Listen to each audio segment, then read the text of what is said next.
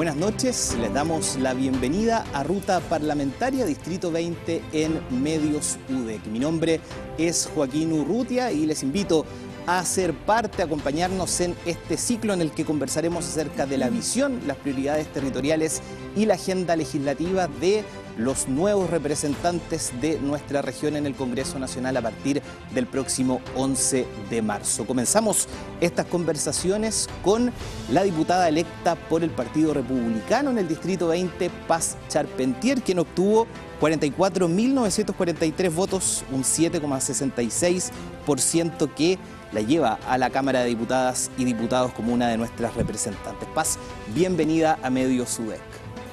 Muchas gracias, estimado Joaquín. Es primera vez que estoy en este canal, así que estoy muy agradecida por la invitación y por supuesto, junto con agradecerte a ti, aprovecho de agradecer a esas casi 45.000 personas que votaron por mí, por el Partido Republicano, para representarlos en el Congreso Nacional. Estoy muy contenta y por supuesto con todas las pilas para ya comenzar a trabajar desde el mismo 11 de marzo. Así que le agradezco a todas y cada una de esas mujeres, de esos jóvenes que vieron en nosotros una esperanza, adultos mayores y por supuesto en general a todas las personas que ven en el proyecto republicano una luz al final del camino, porque además me siento muy orgullosa ya que soy la única parlamentaria del Partido Republicano en toda la región del Biobío, así que eso supone también un gran desafío.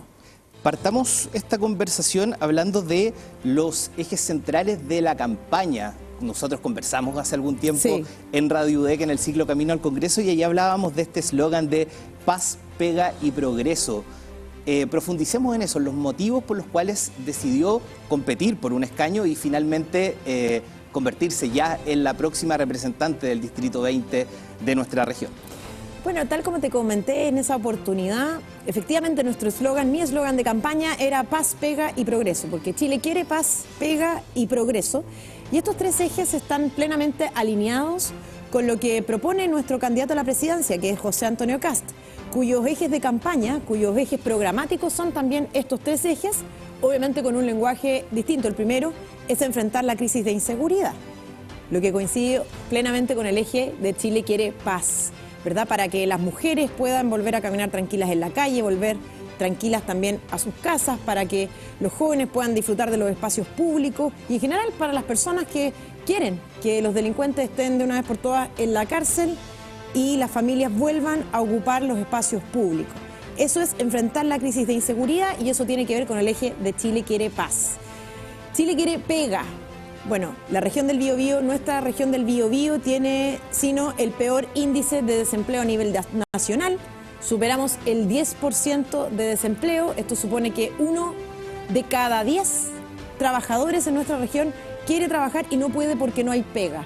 Bueno, esto también coincide con el segundo eje programático de José Antonio Kast, que es efectivamente lograr una reactivación económica y precisamente generar empleo.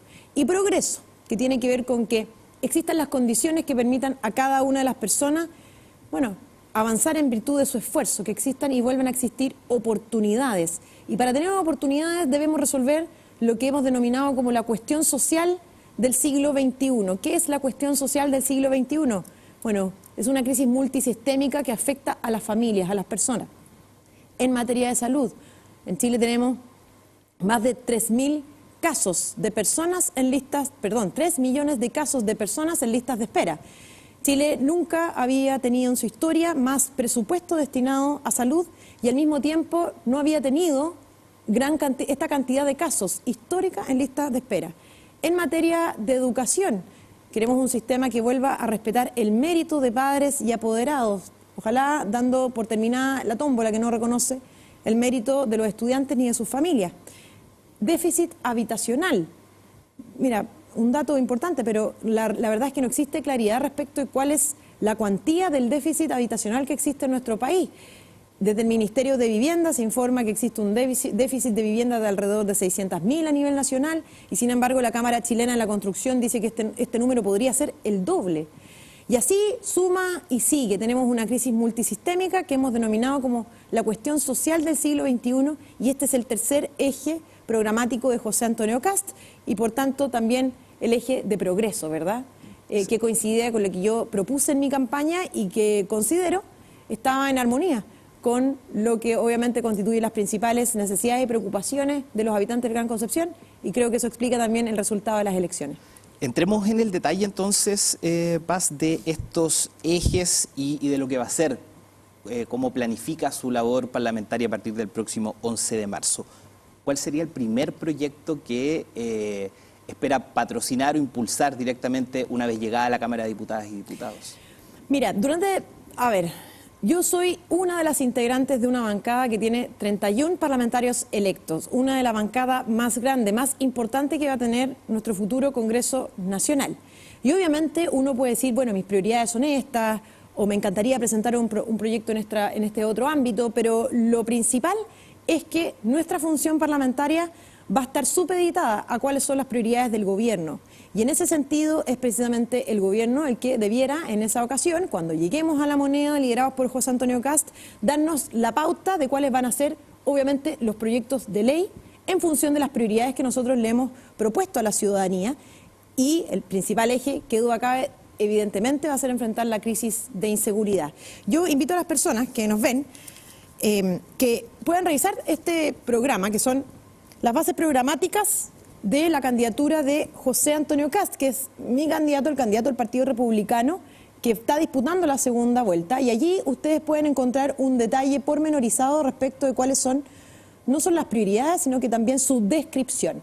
Fíjate que para enfrentar la crisis de inseguridad, que es lo que nosotros vamos a tener como punto número 1, hay algo que subyace a todos los planes que hemos presentado como partido político a la ciudadanía este último tiempo. Está el plan de Frontera Segura, está el plan de cárceles denominado Cancerbero, está el plan Fuerza Nacional, está el plan, evidentemente, de lo que dice relación con la inmigración ilegal. Hay una serie de planes que José Antonio Kast le ha propuesto a los chilenos.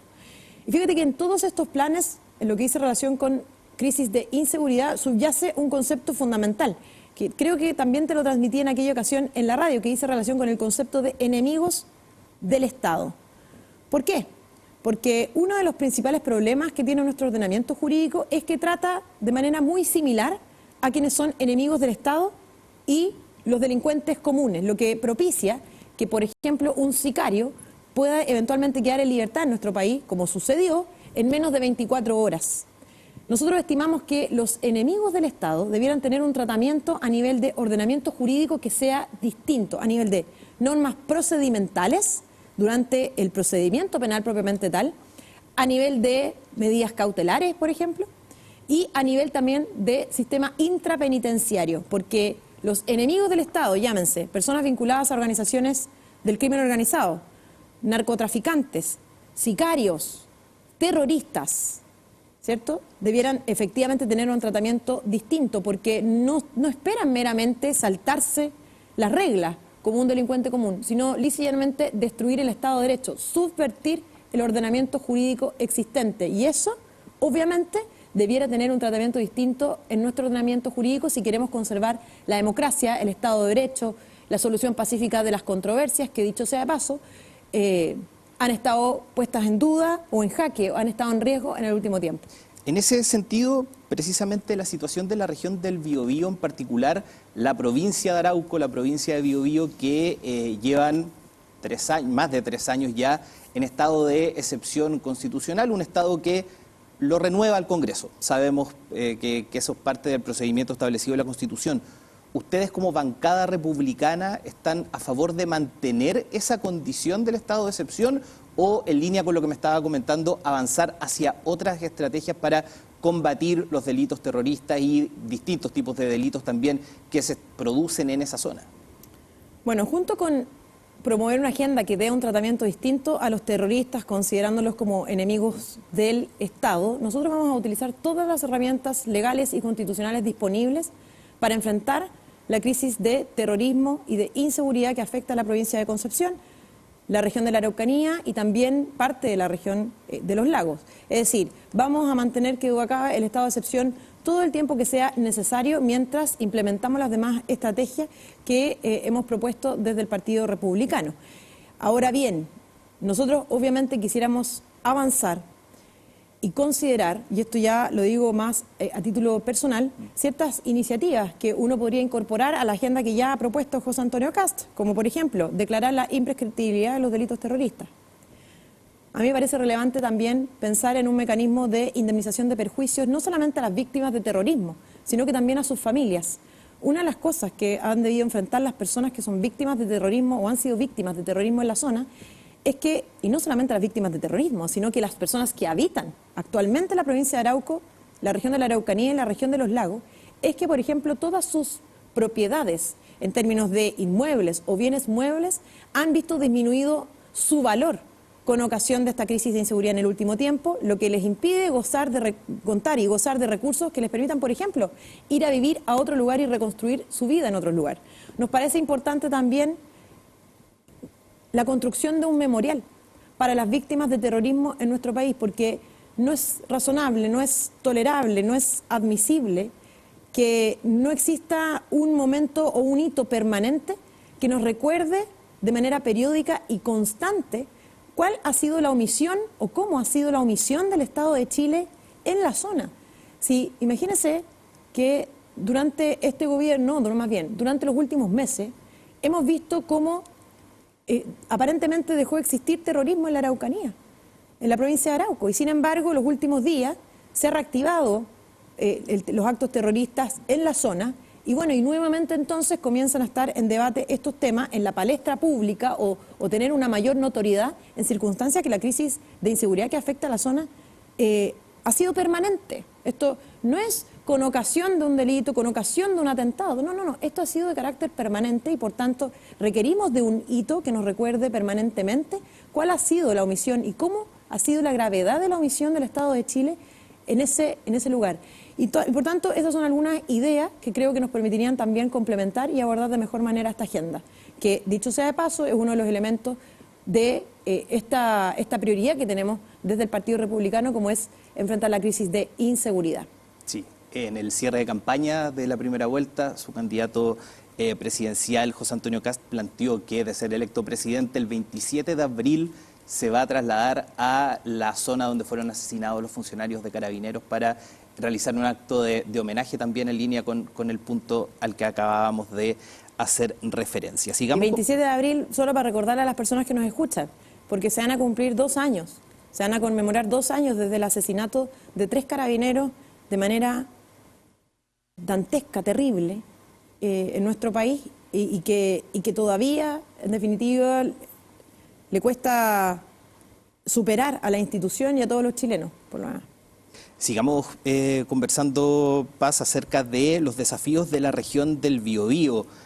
La provincia de Arauco es una zona de rezago por estos factores también, pero que se enmarcan dentro del complejo escenario económico que vive la región del Biobío. Lo sabemos, que se acentuó con el cierre de Huachipato, la crisis de la industria también que vive el sector forestal, el sector pesquero. Hay un plan de fortalecimiento industrial que ha sido criticado por no contar con recursos para su implementación. Ustedes como bancada republicana, en caso también de llegar al gobierno, ¿cómo se reorienta el desarrollo productivo de la región del Biobío pensando en la complejidad? Hablábamos de este 10% de desempleo, la gravedad de la situación en las mujeres especialmente, la sensación de la falta de oportunidades que sabemos que se relaciona con una serie de fenómenos también que vive nuestro país. ¿Cómo se sale de esto, según lo que buscan impulsar ustedes desde el Partido Republicano? Bueno, lo primero que me gustaría señalar y que me parece importante es que yo también soy parlamentaria y voy a representar a la provincia de Concepción. Aun cuando soy la única parlamentaria de la región del Biobío, ¿cierto? A mí me corresponde representar a las personas que habitan la gran provincia de Concepción, que reúne a 11 comunas, dentro de las cuales no se encuentra, por ejemplo, Lota ni Arauco, y por tanto, solamente eso como para partir la conversación. Segundo, a ver, el plan de fortalecimiento industrial y productivo no ha estado exento de críticas. Yo quiero transmitir a las personas que, a ver, nosotros no podemos pensar en los cuadros de una casa, no podemos pensar en la alfombra de una casa, no podemos pensar en cuáles van a ser las cortinas de la casa si esta casa no tiene techo. Y por tanto, en ese contexto, además de enfrentar la crisis de inseguridad, que es lo más urgente para que las personas puedan vivir tranquilas, recordemos que más de un 40% de los habitantes del Gran Concepción teme o no se siente segura ni siquiera en su propia casa. Y esos son datos de un análisis que nosotros realizamos hace algún tiempo, que nos dio ese resultado que nos parece realmente dramático. Es decir, especialmente las mujeres. Especialmente las mujeres. O sea, uno no puede estar tranquilo, la gente no se siente tranquila ni siquiera en su propia casa. Ese es el primer punto. Segundo, reactivación económica para generar empleo. Nosotros tenemos un plan que se llama el Plan Más y Mejor Trabajo, que pretende y aspira a mejorar las condiciones con el objetivo de que, en definitiva, el resultado del ejercicio de la libertad económica, ¿verdad?, sea capaz de generar nuevos empleos. Y por tanto nosotros queremos a todos quienes desarrollan emprendimientos, tienen negocios, desarrollan empresas, invierten, tengan más facilidades para poder hacerlo, porque sabemos que eso redundará en mayores oportunidades de trabajo, no solamente para los habitantes del Gran Concepción, sino que para todos los chilenos.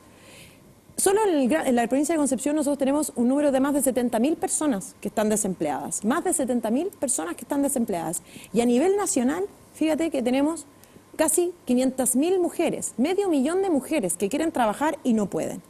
Y por tanto, ¿en qué consiste este plan Más y Mejor Trabajo? Consiste en flexibilizar la contratación, en disminuir los impuestos con el objetivo de facilitar el desarrollo de actividades económicas y por tanto fortalecer también la propiedad. Sabemos que eso contribuye necesariamente a generar más oportunidades de empleo y mayores instancias de inversión y propiciar también la inversión, facilitar esta inversión. Fíjate que de acuerdo a los índices de inversión extranjera, el solo hecho y la sola expectativa de que el gobierno de Gabriel Boric va de salida aumenta las expectativas de inversión, tan necesaria particularmente en la región del Biobío, que ha sido golpeada abruptamente por la crisis económica y la crisis de desempleo. De hecho, tú comentabas el caso de Huachipato, pero hace poco tiempo atrás, hace pocas semanas atrás también, una compañía señaló que estaba en riesgo, también vinculada a la industria del acero, en riesgo de cerrar. También conocemos, por ejemplo, iniciativas vinculadas a observaciones, indicaciones, artículos vinculados a la ley de pesca, que sabemos que van a también destruir el empleo femenino o propiciar la crisis de empleo femenino en nuestra zona, particularmente asociada a las plantas de proceso. Entonces, la verdad es que aquí, en muchas ocasiones, las reglas y las ideas están claras, como ya les he señalado: disminución de impuestos, flexibilidad para poder emprender, flexibilidad para poder también contratar, pero por otro lado también no hay que dejar de ver que muchas veces la mejor idea es simplemente no aprobar las cosas que hoy día están en el Congreso. Por ejemplo, en materia de la ley de pesca, que hay que revisar el detalle, pero de acuerdo a lo que yo entiendo hasta el momento, existiría parte del articulado de esta ley que uno recomendaría no aprobar, atendido el impacto que esto va a tener en materia de desempleo. Y en ese sentido, pensando también en los potenciales que tiene la región del Biobío en esos ámbitos, hablábamos de la pesca, el sector forestal también ha alertado a partir de un complejo escenario que se está viviendo, y hay un proyecto minero en particular que genera bastante discusión, que es el de tierras raras en Penco, que se ha destacado el potencial económico, pero al mismo tiempo la comunidad, incluso el alcalde y el consejo municipal, han levantado la consigna de Penco libre de minería. ¿Cómo se consigue finalmente ese equilibrio entre la necesidad productiva de la región y la demanda que puede tener una comunidad, y que en este caso está levantada por los máximos órganos de representación que tienen los vecinos de la comuna? Fíjate que en lo que dice relación, bueno, por ejemplo, lo que dice relación con, este es otro elemento que también nosotros queremos abordar, que dice con acelerar los sistemas de evaluación de impacto ambiental con el objetivo de no paralizar inversiones que redundan no solamente en beneficios económicos para las familias o incluso para el fisco a través del pago de impuestos, sino que también redundan en mayores oportunidades para las familias, las personas que están buscando empleo, y también para las comunidades en los lugares donde estos proyectos se desarrollan. En nuestra región es una de las que tiene mayor demora en nuestro sistema de evaluación de impacto ambiental, y eso no puede ser, ¿eh? Eso no contribuye al desarrollo económico, pero tampoco contribuye al generar el bienestar que nuestros ciudadanos y nuestros compatriotas, los habitantes de esta región, merecen y necesitan con urgencia. Y por tanto, por ejemplo, uno de los elementos que a mí me parece que a nivel del sistema de evaluación de impacto ambiental debiera considerarse es que la instancia de carácter político no estuviera al término del sistema de evaluación de impacto ambiental, sino que al principio, ¿ya? Porque se debe, que duda cabe, desde mi perspectiva, buscar un equilibrio razonable entre lo que es la protección de nuestro medio ambiente y, por supuesto, del derecho de las personas a vivir en un medio ambiente libre de contaminación, que lo consagra y reconoce nuestra Constitución, pero también con el desarrollo económico que tanto se necesita en nuestra región. Estamos conversando en Ruta Parlamentaria Distrito 20 en Medios UDEC con la diputada electa del Partido Republicano, Paz Charpentier. Paz, hablábamos del escenario en materia de salud, la gravedad de lo que pasa con las listas de espera.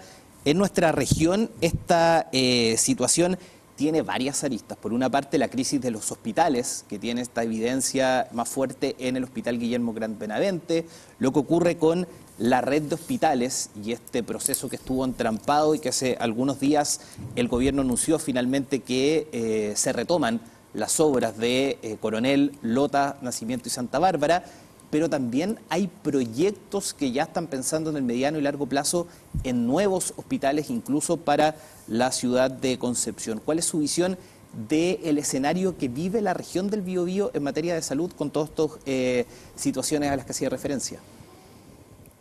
Pocas cosas son más dramáticas para una familia que permanecer durante años en listas de espera. O sea, los enfermos no pueden esperar, simplemente, porque la espera les cuesta la vida. Y así sucede con más de 40.000 o casi 40.000 personas al año que fallecen esperando una atención de salud. No estoy diciendo con esto que fallecen por una causa asociada a estar en una lista de espera, pero es un hecho claro, que fallecen en una lista de espera, más de 40.000 personas al año. Los enfermos, las personas, no pueden esperar una atención de salud. Y ahí va a estar una de las prioridades del gobierno de José Antonio Kast, que invito a revisar, se llama Plan Cero, relativo a cero espera, que aspira a generar convenios entre el sector privado y el sector público, con la debida transparencia, con el objetivo de poder gestionar rápidamente aquellas prestaciones que no son susceptibles de ser ejecutadas en el sector estatal, para que sean estas realizadas en el sector privado. Eso permitiría avanzar sustantivamente en esta gran cantidad de listas de espera. Ahora, ¿cuántas personas no han sido incluso llamadas por teléfono y ya habiendo incluso fallecido? Es decir, esa cuestión es realmente dolorosa y no nos puede dejar, o sea, no nos puede dejar sin considerarlo, es decir, como esta falta de humanidad que permanentemente uno ve en estas materias. Hace poco tiempo atrás también vimos que, con ocasión de problemas de financiamiento, habían personas que, encontrándose en lista de espera, finalmente lograron agendar sus cirugías en distintos hospitales, y esta, por un tema de presupuesto, de flujo de dineros de una institución a otra, se debieron suspender esas cirugías. Eso no puede ser, es decir, la falta de humanidad que el sistema en ocasiones constata y demuestra fehacientemente es algo que sin lugar a duda no puede continuar y debe terminar. Es decir, la resolución de las listas de espera debe ser una prioridad, y allí vamos a estar los parlamentarios también para fiscalizar que esto se cumpla. Eso desde la perspectiva del paciente y de la perspectiva más bien objetiva. Pero también hay un tema al interior de nuestras instituciones de salud que tiene que ver con el trato. En muchas ocasiones no se realiza un adecuado trato, un trato humano a los pacientes. Eso también debiéramos tenerlo presente y también debiéramos ponerlo en la discusión, así como también el maltrato que habitualmente sufren los funcionarios de salud. Bueno, debemos poner este elemento dentro de este análisis y, por supuesto, deliberar acerca de cómo solucionar estas materias que, si bien son más subjetivas y no tan duras como son en términos de datos objetivas, como nos dicen las listas de espera, bueno, son parte de la misma ecuación para mejorar la calidad de vida de los chilenos. Claro, usted comparte las críticas, por ejemplo, de consejeros regionales de su partido en torno a toda esta demora de la red de hospitales, que finalmente el MOP y el Ministerio de Salud llegan a un acuerdo con la misma empresa a la que habían cuestionado hace algunos meses atrás, y esto queda para 2030 la habilitación total de estos recintos. Mire, desconozco el detalle de lo que usted me está indicando, ¿ya? Pero lo que sí puedo afirmar al respecto es que me parece que los recursos en materia de salud son indispensables. Y es por eso que iniciativas que por ejemplo, el Museo Famoso de la Memoria, no se explican en un contexto de necesidad y de crisis en materia de salud como la que tenemos hoy día. Es decir, yo creo que además no solamente se debe acelerar la construcción de esta infraestructura, de hospital y de esta red que ha estado paralizada durante mucho tiempo, sino que además también debemos priorizar hoy día los recursos, porque hoy día, lamentablemente, nuestro país tiene una escasez de recursos que hace muchos años no veíamos. Y por tanto también, no solamente se deben agilizar los procesos de construcción para poder abordar de mejor manera la crisis de las listas de espera, por ejemplo, sino que también que debe existir una reorientación de recursos hacia las prioridades que nos piden los chilenos hoy día. Paz, nos queda poco tiempo, pero antes de despedirnos, abordar brevemente el tema de los gobiernos regionales. El gobernador regional Sergio Yácama le entregó su apoyo a José Antonio Kast para la segunda vuelta y en esa instancia el candidato planteaba el tema de la autonomía con responsabilidad. ¿Cuál es su visión respecto de el proceso de descentralización y este concepto que se ha instalado de una nueva etapa después de lo que fue el caso Convenio? Sí, bueno, voy a volver a lo que señalé en un principio y creo que fue lo mismo que le respondí en la entrevista en Radio Universidad de Concepción. Los temas de descentralización son muy delicados y muy sentidos para todos quienes habitamos en las regiones. Regiones distintas a la metropolitana me refiero, porque la región metropolitana también es una región, aunque a los santiaguinos se les olvide. Pero la verdad es que hoy día me parece que volvemos a lo mismo. Es decir, hoy día la casa no tiene techo. Con techo me refiero a seguridad, a poder caminar sin temor por las calles, sin el riesgo de, en definitiva, ser afectado por un delincuente o por una persona vinculada al crimen organizado. Hoy día no hay pega.